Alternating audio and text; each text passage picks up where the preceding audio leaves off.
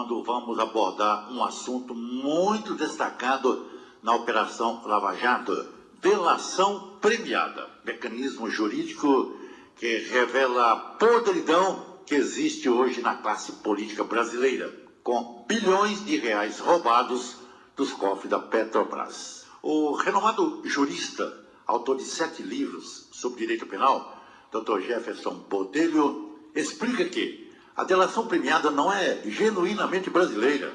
Os escravos já praticavam a denúncia.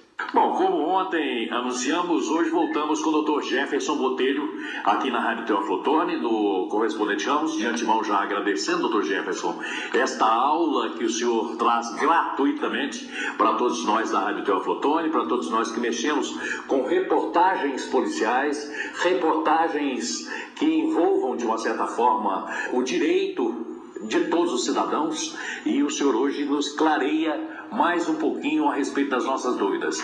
Delação premiada, o nosso tópico desse nosso bate-papo de hoje.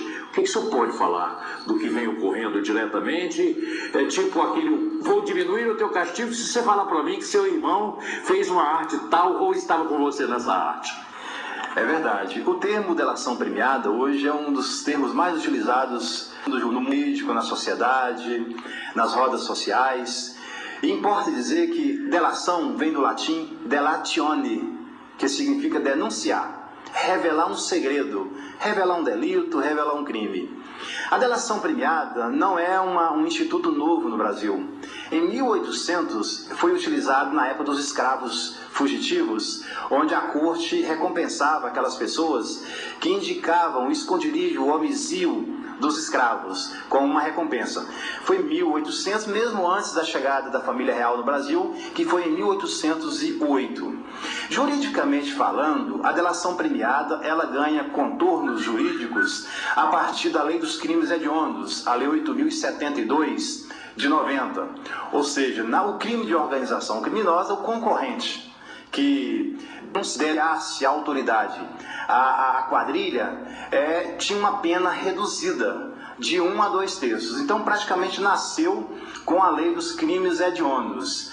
Na verdade, hoje no Brasil, são 9 casos de delação premiada. Não especificamente o primeiro caso dos crimes hediondos, porque a lei de sistema financeiro, a lei 7496 de 86, já trazia uma norma de delação premiada. Depois veio a lei dos crimes hediondos em 90, a lei 8.072. Depois nós tivemos uma lei de 94, a lei dos crimes organizados, a lei 9.094, que acabou sendo revogada por uma lei atual que eu vou falar. Depois nós tivemos a lei de lavagem de dinheiro, que deu novo contorno à delação premiada. Agora o cidadão o partícipe de uma quadrilha, de uma organização que viesse a denunciar, ele poderia iniciar o regime aberto ou semiaberto, ele poderia substituir a pena de prisão pela pena de prestação social alternativa, de prestação comunitário, ele poderia reduzir a pena de 1 a 2 terços e ele poderia, inclusive, alcançar o perdão judicial. Sequer ele respondia pelo delito em razão do perdão judicial e em razão da extinção da punibilidade pela contribuição tão fabulosa que ele ajudou a justiça na chamada persecução criminal. Inicialmente era muito contestada esse termo, esse instrumento, essa técnica de investigação, principalmente nos crimes hediondos, porque era uma forma de fomentar o Estado, demonstrar sua fraqueza e fomentar a traição entre os criminosos. E o Estado ainda não ter condições de dar segurança para o alcaguete que denunciasse o seu comparsa. Então foi muito criticado na época. Mas hoje, contra o sistema financeiro, crime contra a ordem tributária, nós temos também o programa de leniência, numa lei de 2011, do CAD, do Conselho Administrativo de Defesa Econômica, que criou o Sistema Nacional da Livre Concorrência. Então agora o cidadão que praticasse uma infração econômica, contra a ordem econômica, se ele realmente denunciasse os seus concorrentes, ele recebe um benefício, uma benesse do Estado, e é assim até hoje, lá no artigo 86 da lei do CAD. Então nós tivemos o avanço dessa delação premiada. Recentemente nós tivemos a Lei 13.850, que é a lei que criou a delação premiada com um novo rótulo, com um novo nome. Agora é colaboração premiada. Isso pode ser feito agora em sede de delegacia. O delegado da Polícia Federal, o delegado da Polícia Civil pode fazer a colaboração premiada com o indiciado e o juiz homologa se realmente preencher os requisitos do artigo 4º da Lei 13.850, homologa e pode, inclusive, o cidadão, de acordo com a contribuição dele, alcançar até o perdão judicial. É o que está acontecendo hoje na Operação Lava Jato. Então é um instrumento importante, não é um instrumento genuinamente brasileiro, porque o Código Italiano, que é o Código Artocuro, no artigo 286 e no artigo 630, também traz essa previsão, o Código Espanhol, o Código Americano, o Código Colombiano, o Código Português. Então essa legislação no direito comparado, todas utilizam essa nova técnica de esclarecimento do fato para chegar mais rapidamente ao desmantelamento da quadrilha organizada. E é isso que está acontecendo hoje no Brasil.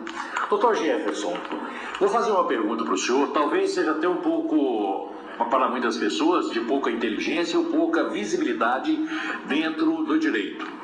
Isto, tudo que o senhor acabou de colocar, por exemplo, essa quadrilha do mensalão, é roubo? É. A quadrilha do Lava Jato, foi praticado roubo? Sim. Os delatores participaram desse roubo? Sim. Qual que é a diferença desse roubo para uma quadrilha de assaltantes de banco?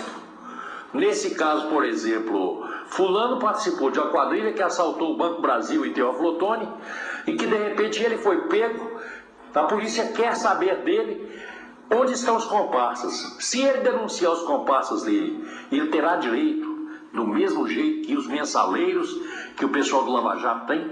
É o mesmo direito e foi assim, a delação premiada nasceu com esse propósito. É os chamados crimes de colarinho azul. O crime de colarinho azul é o crime comum.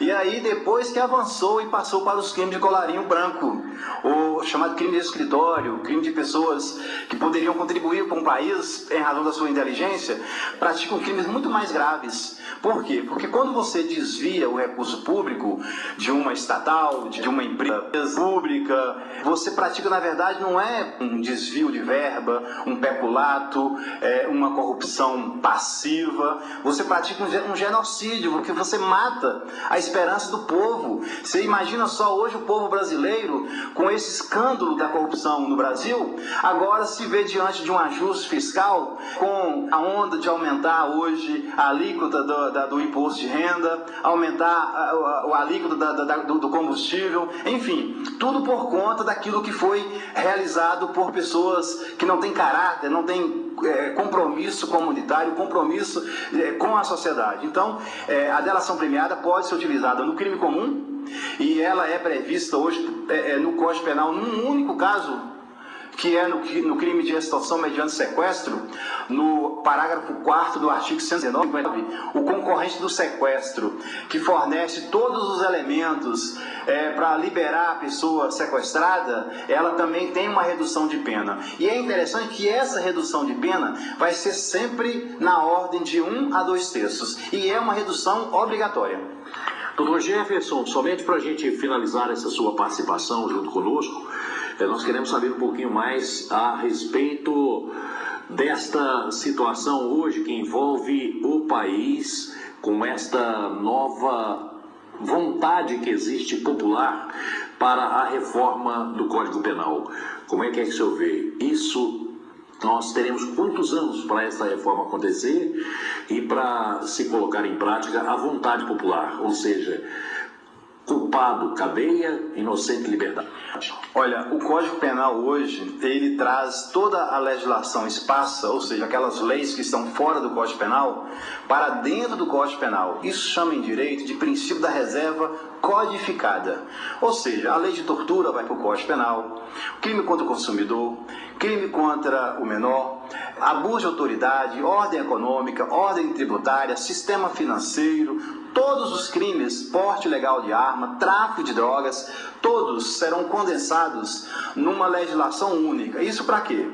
Para facilitar até a consulta do próprio operador do direito, porque às vezes a lei é tão esparsa que o próprio operador do direito, o próprio intérprete do direito, ele desconhece a lei, muito embora não devesse desconhecer. Esse código ele tem realmente temas delicados. Eu não acredito que seja interessante você trazer para uma legislação codificada a questão das drogas. Por exemplo, o artigo 212 do projeto de lei do novo código, de reforma do novo código, ele trata dos crimes contra a saúde pública, que são os crimes de tráfico de drogas.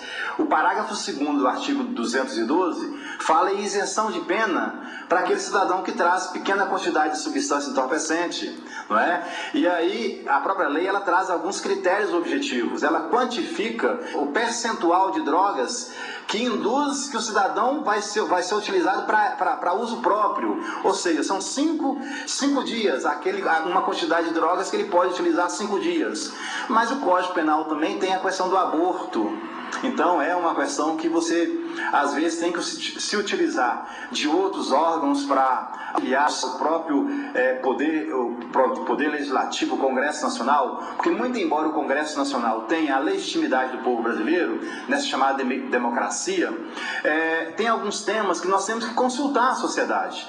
Eu acredito que essa ação que tramita hoje, de descriminalizar as drogas e não a maconha, não deveria ser fruto de um recurso julgado por 11 pessoas do STF, deveria convocar a sociedade brasileira através de um plebiscito, ou se tomar a decisão através de um referendo, para verificar se essa realmente representa a vontade da sociedade brasileira. A situação do aborto tem que sim consultar os órgãos de saúde pública, os órgãos jurídicos, a sociedade, para ver se essa questão deva ser levada a um código. Então, tem questões que temos que trabalhar com muita segurança jurídica, sob pena de praticar uma grande injustiça para a sociedade brasileira. E hoje nós estamos numa crescente social e um princípio que vigora muito o direito, que é a proibição do retrocesso social. Não tem como mais retroceder. Nós saímos de uma ditadura em 64, entramos numa democracia depois de 85. Então hoje nós temos que consultar a sociedade. A voz da rua é a voz mais importante. A rua é o local mais importante para verificar se aquilo realmente atende o anseio da população brasileira. É o que eu penso. Dr. Jefferson, mais uma vez queremos agradecer a sua participação no Correspondente Ramos e, como sempre, quando aparecer por Teófilo Otoni novamente, que a gente tiver nova oportunidade, vamos trazer mais temas para que o senhor possa tirar as dúvidas para a gente, porque, afinal de contas, além do orgulho que nós temos em sermos conterrâneos nós temos um orgulho de conhecer as suas raízes e saber da importância que a dona Júlia teve na tua vida, certo? Da Polícia Militar teve em sua vida, na sua formação de cidadão e principalmente da educação para se tornar um dos melhores operadores de direitos do Brasil, formado em Teófilo Otoni. Agradeço a você, Edson Martins, meu amigo particular, ao Evandro, ao Elbio, o pessoal da retaguarda Rádio Teófilo Otoni, aos meus colegas de Teófilo Otoni, que eu gosto muito, do bairro Vila Ramos até São Diogo, da Gangorrinha até o Serra Verde, porque realmente o meu coração está aqui em Teófilo Otoni. Evidentemente que eu gosto de levar a imagem da minha cidade para onde eu vou. Realmente essas instituições tiveram grande importância na minha formação acadêmica, na minha formação humana, a Polícia Militar, a minha família, os meus amigos, e hoje eu só peço a Deus saúde para eu continuar trilhando essa minha trajetória, para que eu possa de alguma forma contribuir para o crescimento social e principalmente para o crescimento da minha cidade, Teófilo Otoni, cidade do amor fraterno. Bom dia a todos e uma ótima sexta-feira. Obrigado, Dr. Jefferson. Evandro Peixi, voltamos aos estúdios com você. Bom dia. Bom dia, maravilha, né? Dá vontade de fazer um noticiário inteiro ouvindo o Dr. Jefferson Botelho, né? Ele deu uma aula de direito, é sempre assim, expressa de maneira tão nítida e de um conhecimento tão amplo que a impressão que ainda ele passeia pelo Código Penal, não utilizou nada, ele fala aquilo de improviso, Código Penal brasileiro. 7 livros, meu amigo, 7 livros escritos, né? E continua simples, humilde, desde quando era um soldado da Polícia Militar, né? Dr. Jefferson é um diplomata do direito e tem todo o conhecimento para se tornar um desembargador mineiro. Rádio